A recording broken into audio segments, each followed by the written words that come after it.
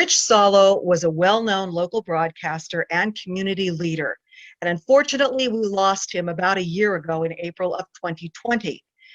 He was known for his collecting, and I must say I worked with him at WAZL years ago, and he told me about the things he used to collect. And I said, your house must have been like a museum. Well, now we see that it actually was like a museum, or is like a museum.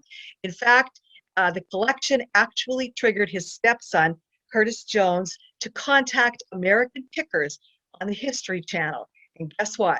Rich's collection was featured on that show on Monday, March 8th. I'm pleased to be joined by Curtis right now.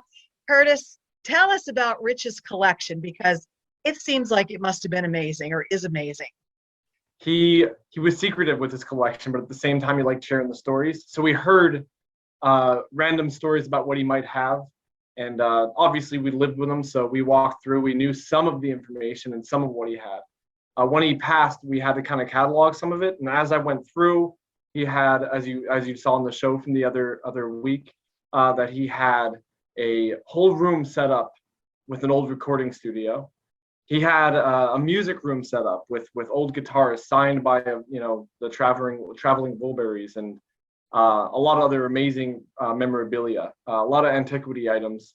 He just had an eye for that stuff. What you didn't see on the episode was he had an attic full of this stuff. He had a war room. He had what was called a blue room with a different theme. There was a lot that was not included in the story.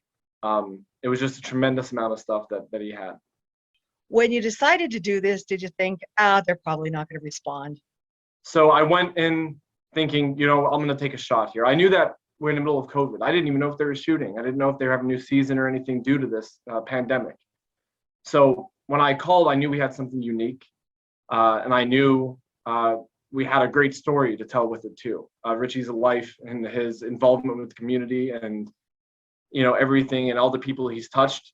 I knew that there was a great story behind it. So I knew there was a good chance if they were coming to the area that I think he would be a part of it. They respond, they say they're coming. You must have been elated. What was it like when they actually got there? And tell us how it went. When I spoke to them briefly before they arrived, but everything you see on the show, none of it was scripted. They went through and said, all right, where do you want to start? And, I met them. I suggested the garage, for example. And the first time we entered the garage together was the first time you see us on TV. The first time we walked into the recording booth was the first time you see us walk in together on TV.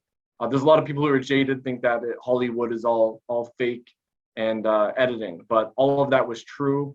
It was one day of shooting. It was all just off the cuff and organic. I loved it. I watched the show, and I'm sure many people did. I'm sure you watched the show. So were you impressed with what you saw? Did you like what you saw? I was extremely happy. The way they portrayed Rich and everything, he lived for, and all the beautiful pictures they had, and the way they designed it, and the flow of it, all the editing, it was an amazing job. I think they did right by him. It was a great farewell. We weren't able to have any true services for him after he passed. So this felt like saying goodbye, which was amazing to have. I think it was what Rich deserved. I don't know if it's what he would have wanted, but it's definitely what he deserved. And I think they really respected everything we put into it. He loved his community, obviously, because he collected so much of it. So this, like you said, great tribute to him. He must have been smiling down. They put offers out on some things that we said no to that didn't make the show. The reason we did that is we're going to be donating them to the Hazleton Society, like the museum and the community. Some things that should stay in Hazleton that have WAZL on it, or their old Hazleton antiquities. Once we get his estate settled, we're going to go through and donate them. Make sure that he has an updated plaque, because I believe he already has some items in the museum. So we'll make sure that those get added to it. Thanks so much for joining us.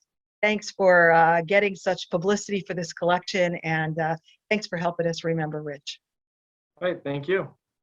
My pleasure. Today's news feature is brought to you by Lehigh Valley Hospital, Hazleton. Remember, in an emergency, our emergency room is the safest place to be.